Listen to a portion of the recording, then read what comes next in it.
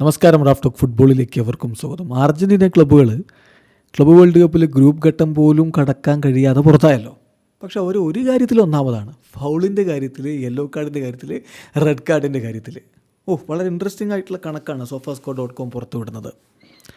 അല്ല, ബൊക്ക ജൂനിയേഴ്സുമായിട്ടുള്ള കളി കഴിഞ്ഞിട്ട് ആംഗേൽ ഡി മരിയ പറഞ്ഞില്ലേ, അർജൻറ്റീന ഫുട്ബോളിലെ ഫൗളുകൾ, അതുപോലെ ഡേർട്ടി ട്രിക്സ്, ഇതൊക്കെ നിയന്ത്രിക്കേണ്ടതുണ്ട്. വളരെ മോശമായിട്ടുള്ള രൂപത്തിലുള്ള കളിയാണ് ആ ഭാഗത്ത് നിന്ന് വന്നത് എന്ന് അദ്ദേഹം കംപ്ലൈൻറ്റ് പറഞ്ഞിരുന്നു. നമ്മളതിൻ്റെ വീഡിയോ ആ കളിക്ക് ശേഷം അദ്ദേഹം പറഞ്ഞത് നമ്മൾ വിശദമായിട്ട് റിപ്പോർട്ട് ചെയ്തതാണ്.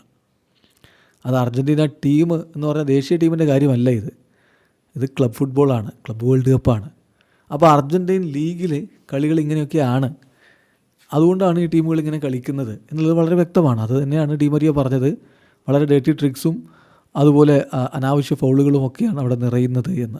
ഇനിയിപ്പോൾ ഡി മരിയ ഈ ക്ലബ്ബ് വേൾഡ് കപ്പ് കഴിഞ്ഞാൽ റൊസാരിയോ സെൻറ്ററിലേക്ക് പോയി അർജൻറ്റീൻ ലീഗ് തന്നെയാണ് കളിക്കാനുള്ളത്. അപ്പോൾ എന്താവുന്നുള്ളത് കണ്ടറിയണം. ഏതായാലും വളരെ വളരെ ഇൻട്രസ്റ്റിംഗ് ആയിട്ടുള്ളൊരു കണക്ക് sofascore.com പുറത്തുവിടുകയാണ്. ഈ ക്ലബ്ബ് വേൾഡ് കപ്പിലെ ടീമുകളുടെ കണക്കിൽ ഏറ്റവും അധികം ഫൗൾസ് കമ്മിറ്റ് ചെയ്ത ടീം ഏതാണെന്ന് അറിയാമോ? അത് അർജൻറ്റീനയുടെ റിവർ പ്ലേറ്റാണ്. 54 ഫൗളുകൾ അവർ കമ്മിറ്റ് ചെയ്തു. ഇനി ഈ ക്ലബ്ബ് വേൾഡ് കപ്പിലെ ടീമുകളിൽ ഏറ്റവും അധികം യെല്ലോ കാർഡുകൾ കണ്ട ടീം ഏതാണെന്ന് അറിയാമോ? അർജൻറ്റീന ക്ലബ്ബാണ്. യെസ്, റിവർ പ്ലേറ്റ് തന്നെ, 13 യെല്ലോ കാർഡുകൾ. ഇനി ഈ ക്ലബ്ബ് വേൾഡ് കപ്പിൽ ഏറ്റവും അധികം റെഡ് കാർഡുകൾ കണ്ട ടീം ഏതാണെന്ന് അറിയാമോ?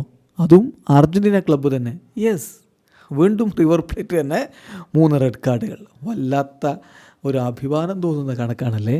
ഒന്നാമതല്ലേ എല്ലാ കാര്യത്തിലും. ഏത് ഫൗളിൻ്റെ കാര്യത്തിൽ, യെല്ലോ കാർഡിൻ്റെ കാര്യത്തിൽ, റെഡ് കാർഡിൻ്റെ കാര്യത്തിൽ ഡി മരിയ പറഞ്ഞത് എത്ര ശരി. വീഡിയോ അവസാനിക്കുന്ന ഫുട്ബോൾ ലോകത്തെ കൂടുതൽ വിശേഷങ്ങളുമായി റാഫ്റ്റോക്സ് എത്താം.